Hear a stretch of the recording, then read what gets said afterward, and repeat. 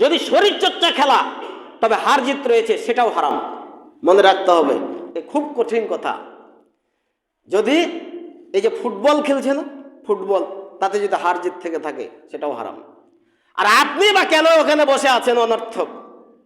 আপনি চুপ মেরে বসে দেখছেন, আপনি দেখছেনই বা কেন? কি দেখতেছেন? আপনি আপনার সময়টাকে হেলাই খেলাই এমনিতেই ব্যয় করছেন, অথচ আল্লাহ আপনাকে সময়ের মধ্যে পাঠিয়ে দিয়েছে। আল্লাহ বলেছেন, আল্লাযী খালাকাল মাউতা ওয়াল হায়া লিয়াবলুয়াকুম আইয়ুকুম আহসানু আমালা। আমি আল্লাহ মওতকে তৈরি করেছি, তারপরে হায়াত। আমি আল্লাহ মওতকে তৈরি করেছি, তারপরে হায়াত। এই মওত এবং হায়াতের মাঝে আপনাকে তৈরি করে পাঠিয়ে দেওয়া হয়েছে। মওত সুনিশ্চিত, হায়াত অনিশ্চিত। হায়াত কতক্ষণ আছে সেটা আপনার জানা নেই, তবে মরবেন এই কথা সুনিশ্চিত। সম্মানিত দিনী ভাই, এই জন্য উদাত্ত আহ্বান রাখবো, কখন মারা যাব কোনো সীমা নেই, কারো জানা নেই। ছোট থাকতে বড় যাচ্ছে, বড় থাকতে ছোট যাচ্ছে। অনেক দিন থেকে বলছেন যে অমুক মানুষটা পড়ে আছে, বিছানায় পড়ে আছে, আল্লাহ যদি তাকে তুলে নিত কত না ভালো হতো। কিন্তু আল্লাহর ইচ্ছা, তার হায়াত হয়তো আল্লাহ বাকি রেখেছেন, ওই জন্য সে বিছানায় পড়ে আছে। ওরই ছেলে আর একজন খুব তরুতাজা মানুষ, খুব আশা করছিল যে বেঁচে থাকবে বহুদিন, কিন্তু হঠাৎ করে রাস্তায় আস্তে আস্তে কি হলো, কি যেন বুকে লেগে উঠলো, কিছুক্ষণ পরে বাসায় গেল, বাঁচার থেকে ফিরিয়ে তাড়াতাড়ি মেডিকেলে নিয়ে যেতেই প্রতিমধ্যে মারা গেল। সম্মানিত দিনী ভাই, এই হলো দুনিয়া। এই দুনিয়ার সাথে আপনি, এই যে অনিশ্চিত সময়ের সাথে আপনি কত কি করছেন তার হিসাব থাকে না। আপনাকে উদাত্ত আহ্বান রাখবো, আপনি অবশ্যই আল্লাহ এবং আল্লাহ রাসূলের পথে ফিরে আসবেন, সময়কে মূল্যায়ন করবেন, গুরুত্বের সাথে মূল্যায়ন করবেন। সম্মানিত দিনী ভাই, আল্লাহ পাক রব্বুল আলামিন আপনাদের আমাদের সকলকে বিশেষ করে সময়কে মূল্যায়ন করা এবং আমরা যে কথাগুলো বলছি কোরআন সুন্নাহ অনুযায়ী সেই কথাগুলোকে মূল্যায়ন করার জন্য তৌফিক দান করেন, আল্লাহুম্মা আমিন।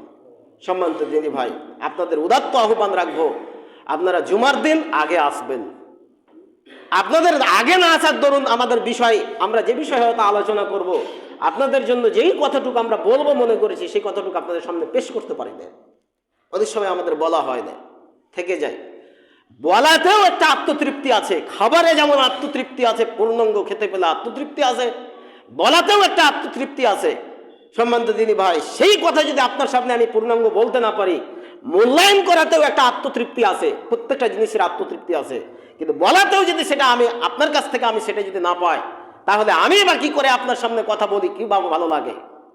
সম্মানিত দিনী ভাই, এই জন্য আপনাদের উদাত্ত আহ্বান রাখবো। সম্মানিত দিনী ভাই, আল্লাহ পাক রব্বুল আলামিন আপনাদের আমাদের সকলকে যেন কোরআন সুন্নাহ অনুযায়ী সার্বিক বিষয়গুলোকে সম্পাদনের সুযোগ দান করেন, আল্লাহুম্মা আমিন। আজকের আলোচনার আলোচ্য বিষয় আমরা ইতিপূর্বে জেনেছিলাম বহুদিন আগে, যখন আমি মসজিদে প্রথম আসি, যদিচ বিষয়টাতে পূর্ণাঙ্গ আমরা আলোচনা করিনি। সর্বপ্রথম এই বিষয়ে আমি কথা বলেছিলাম এই মসজিদে আসার পর, প্রথম যখন আমি মসজিদে আসি, তা ছিল জাহান্নাম।